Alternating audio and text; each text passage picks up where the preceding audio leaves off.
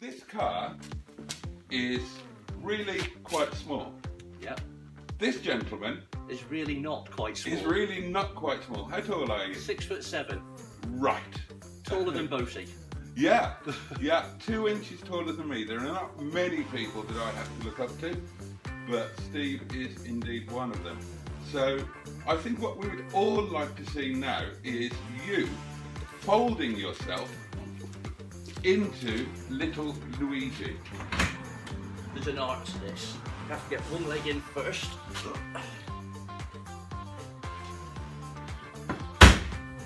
And it works fine. No driver safety. If we die like real men in a tiny car. Yeah, in very close proximity. I'm glad I had a shower this morning.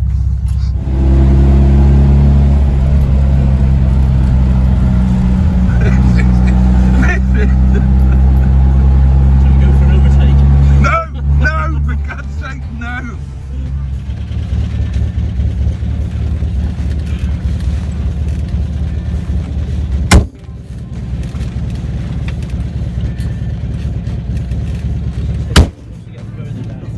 Right, here we go. Here goes nothing. Steering is very, very light. I want a car with character. This is just, it's the experience and I love it. And it's everything I'd hoped it would be, and it is. You would definitely get a lot of sex in this car. Not in it, but... No, not in it.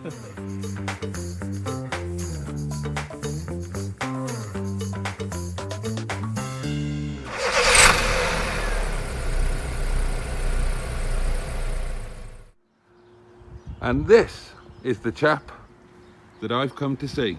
This is my old friend Steve, and that is Steve's hat. Magnificent hat. So, welcome to my little fleet. There's a few missing at the moment. The missus is out with hers and there's one in the garage, as every fleet has always got one in the garage. And speaking of the garage,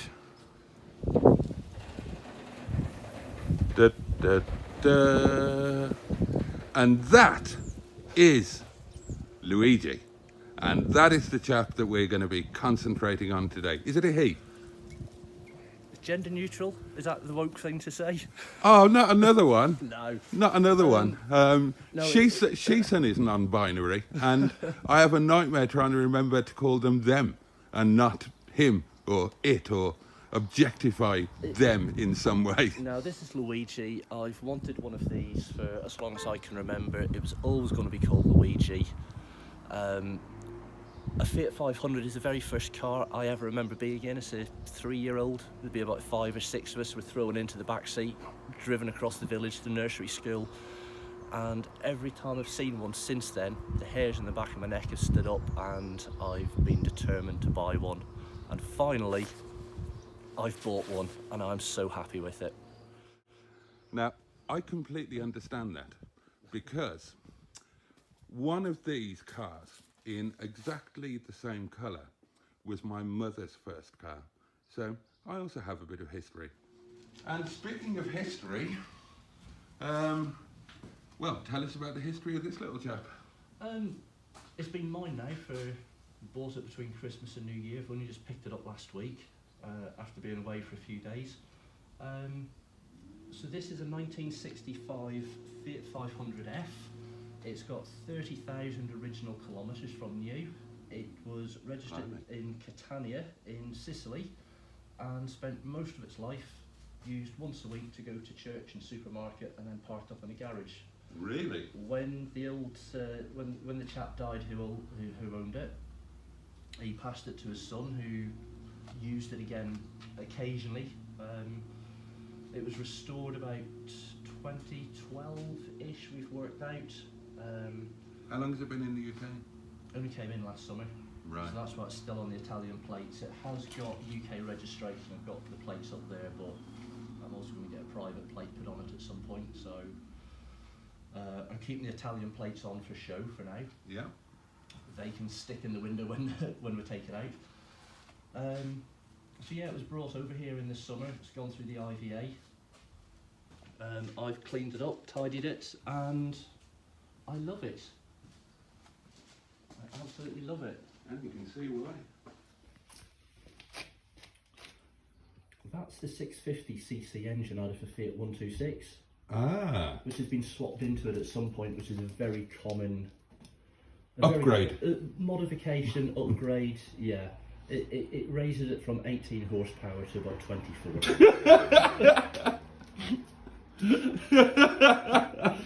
The racing version. Yeah. Red ones are faster, hence... The Cinquecento GTI. Yeah, 650. It's quite an experience. So what do you know about the inside of these, Jason? What do I know? Yeah. Well, let's find out, shall we? Well, first and foremost, we can obviously see that it is a left hooker. Yep. All of the dials are in Italian. Yep. I love the fact that it's from Sicily, because that's almost in Malta. Almost. Yeah. Almost. And you can... Now, what do I know about the interior? If I remember correctly, then... Am I okay to sit? Yeah. If you can squeeze in. If I remember correctly, there will be two little levers down here. Two little levers. Two little levers down there. And if I remember correctly, one is the choke. Correct. And one is the starter. That's correct. Yes. Whoa. Now, slightly further back, there's a third lever, which you might struggle to see behind your elbow. Ah. Now, I don't remember that lever, and I have no idea what it's for. Okay. Shall I guess? Yes. Right, it's not choke, it's not starter, it's not handbrake. What else could it be? Nitrous oxide? Close. No idea. That's your heating control. Well, bugger me, is it? Yeah, so the heat comes from the engine. Yeah. In a little tube. Oh, fuck. in a little tube underneath here. Yeah. And if we look under the dashboard, we will see the ventilation pipes that come up that then go on to the demist just for the window. Right. This, I suspect, is not so original. Correct. That was in the car when I bought it. But jolly useful nonetheless. Yeah, useful for charging. And the speedometer goes up to 120. That's terminal velocity when it falls out of a plane. Yes. And then we've got the ignition there, and then we've got a series of 3 completely unmarked mystery rocker switches just below what I think is an ashtray. Correct. Because yes. Italian. Yep. So what we're going to have here, we're going to have, I imagine, windscreen wipers. That's the windscreen wipers. Yeah. That is the lights, headlamps, side lights. Okay. And I think this one. Because I've not driven it at night. I think that turns on the lights for your speedo. Ah, okay. And then presumably these, and presumably the 2 lamps we've got there are indicator telltales. Correct. And then on the wheel itself, we've got 2 Dubrifokins here, one of which will be indicators. Correct. The shorter one, I think, is the indicator, and the longer one, I think, is the headlamp main beam. Ah, okay. And so then the horn that doesn't work, I need to... The horn doesn't work. That doesn't work. Now, there is, if you'll forgive the expression, an elephant in the room here. So let's address that. This car is really quite small. Yeah. This gentleman is really not quite small. How tall are you? 6'7". Right. Taller than Boaty. Yeah, 2 inches taller than me. There are not many people that I have to look up to, but Steve is indeed one of them. So I think what we would all like to see now is you folding yourself into little Luigi. There's an art to this. I have to get one leg in first.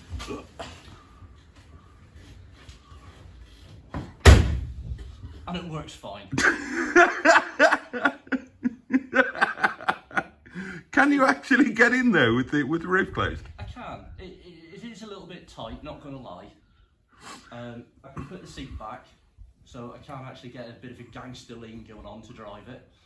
But that's not the point. The point is that I just wanted this car for such a long time. Whether I fit in it or not, whether I look like this or not, look at this car. Isn't it beautiful? It certainly is. And before the day is out, my lovelies, 6'7" Steve here and 6'5" of me, I'm going to be squidged in there. We are going to try to actually drive this vehicle. Not a problem. That can only go well. Nice.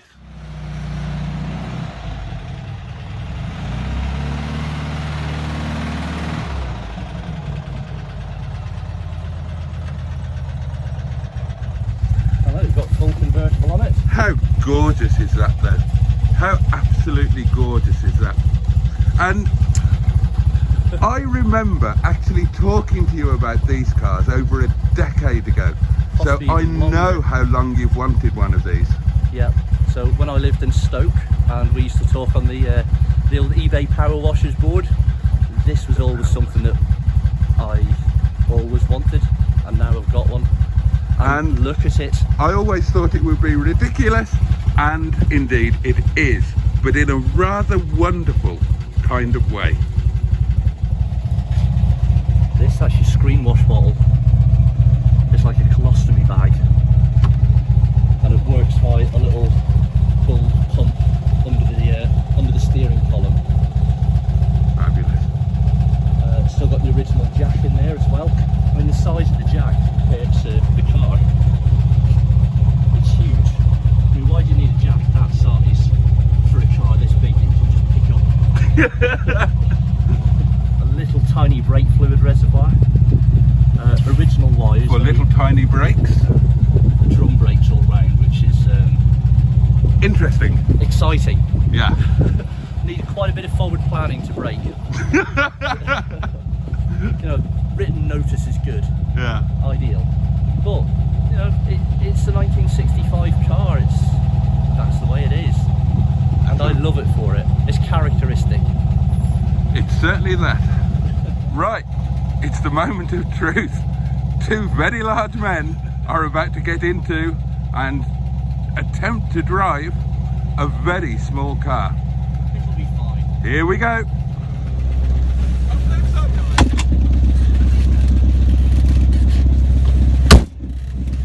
There's no seatbelt, by the way. I was just noticing that.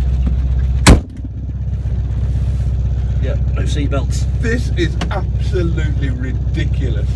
No airbags. No driver safety. If we die like real men in a tiny car. Yeah, in very close proximity. I'm glad I had a shower this morning. So I've got no sense of smell. We have no seatbelts. No airbags. No nothing. Oh my God, we're moving.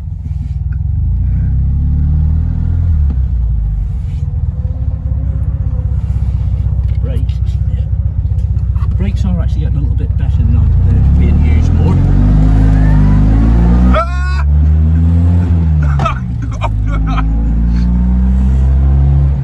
I'm actually terrified. I'm genuinely terrified. It's fine.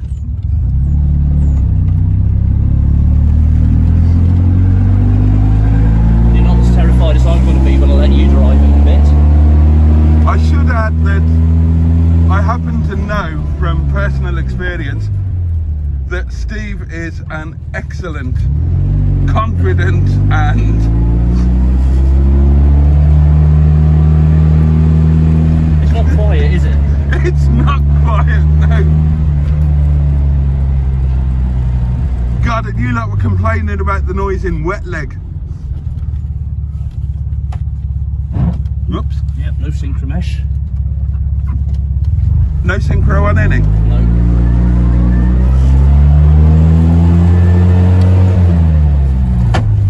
Just bang it into gear and it's fine.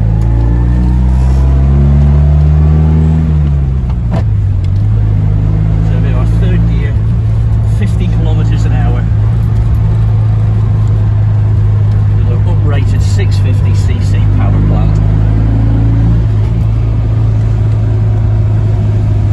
closer are certifiably insane. Yes.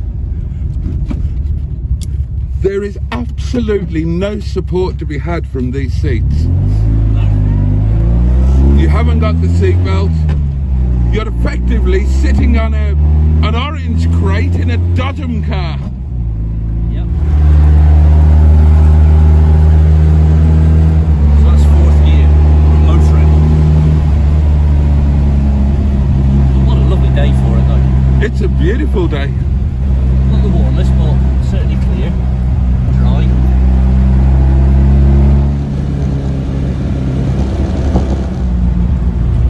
You know something this has got that a lot of modern cars don't? What's that? Cruise control. Seriously, there's a lever under there, you pull that, it locks the throttle cable in position. As if driving this isn't quite scary enough, you can just lock the throttle in position. I've not tried that yet.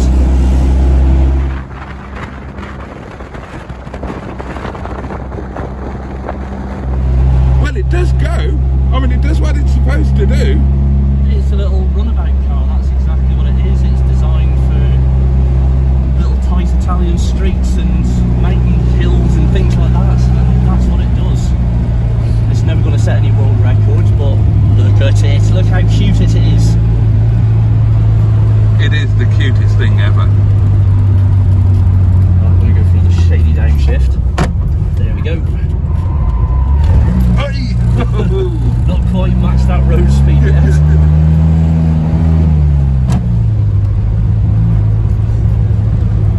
The forgotten art of double declutching, ladies and gentlemen. Yeah, I've long since forgotten that. Actually, the suspension isn't too bad. It's not. I'm going to show you something interesting when we pull up as well, something that very few people notice about the Fiat 500 and its suspension setup. Yep, it's in there somewhere.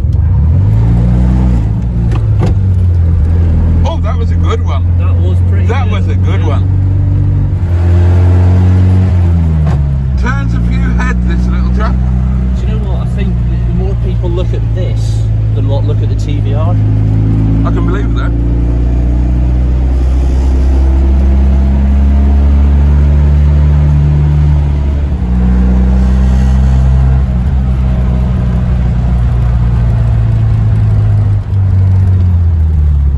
Yeah, everybody we've gone past has looked and smiled. This is a car that brings not just a smile to your face, but a smile to whoever happens to see it. There are people living in that pothole. Yeah. It's,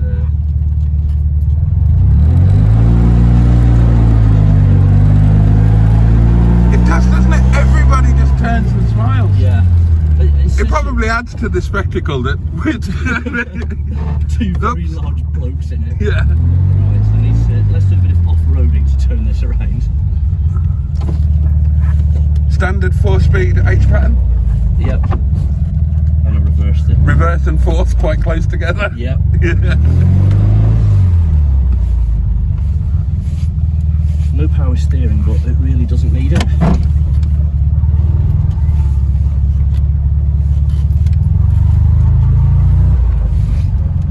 So let's park up here and you can have a go. Oh God.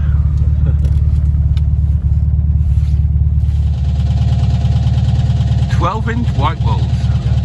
The tyres that I picked it up on were the originals from 1965. They were a bit crispy. Were they really? Yeah. Blimey. It doesn't need an MOT, so they've never been checked. Right. So yeah, it was just driving around on 50-year-old tyres. Now, are you sure that you want to let me loose in this? Yeah. He's a brave man. Or stupid. Yeah. That's not mutually exclusive. Right. See if I've got more leg room on this side.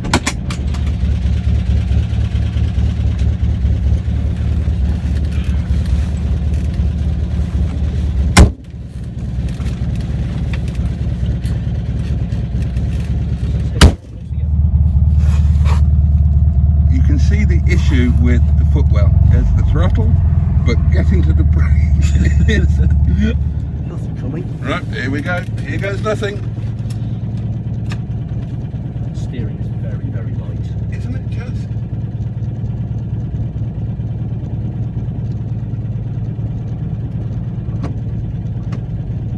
There's a little throttle pedal down there somewhere you might struggle to get your huge things onto. See, now that's a gear change. How are we going through it? Yeah.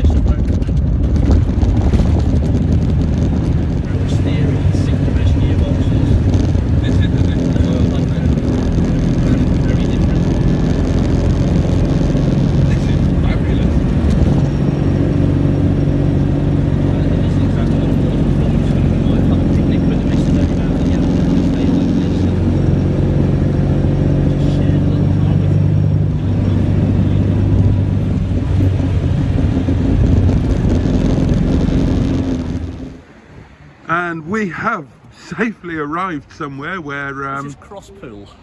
I'm reliably informed we can get lunch. I've taken full advantage of the in-car kebab holder.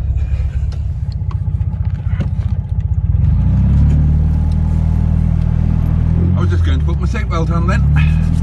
Seatbelt? Where we're going, we don't need seatbelts. Right, watch this. Famous last words. The really remarkable thing about this, oh here we go. Here we go. That's the first gear job.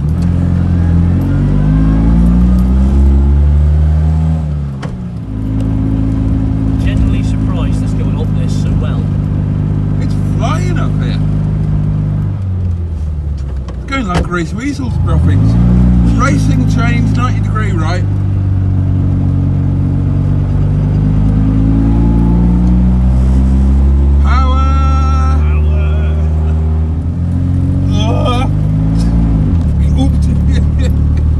Just about. Go on. The torque is kicking in. The single torque. The torque, yeah.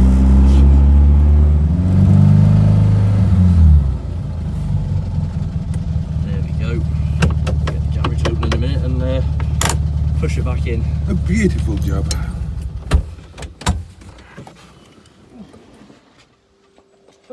It's done all right, hasn't it? That was exhilarating. Well, that was exhilarating. And Thank you for... it's a perfectly capable little car, isn't it? Do I you know mean, what? I think more people should try one of these and just realise just how practical it is. well, I wouldn't go that far. Okay, Well, yeah, how I well mean, is- okay, well, relative, yeah. Yeah, for tight You would think it was streets. completely impractical, and it's not. It's perfectly usable, and my God, does it bring a smile to your face? That's what it's about, isn't it? Oh yeah. You know, cars have just been commoditised. People buy cars like they buy a washing machine, which is without passion. You know, will it tick the boxes? Will it do the right thing? I want a car with character. I mean, I love going out in the TVR. You don't know if you want to come back in a flatbed or an ambulance. And this, it's just, it's the experience, and I love it. And it's everything I'd hoped it would be, and it is. And I'm glad, you know, just going out today with you, the joy it's brought you. It genuinely has. The joy that you can see it brings other people. Yeah. I mean, today's been the first day that I've really been out and noticed what other people do around it and Yeah. how they act around it. And they certainly act around that, around Range Rovers and BMWs. You would definitely get a lot of sex in this car. Not in it, but... not in it, but thanks to it. Yeah.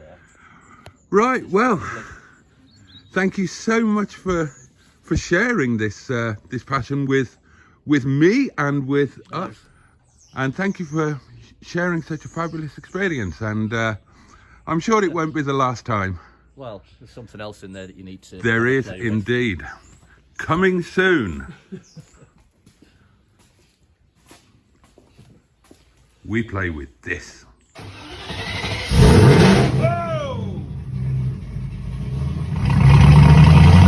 Steve has just very kindly given me this as a little aid memoir for my my first experience with Luigi here.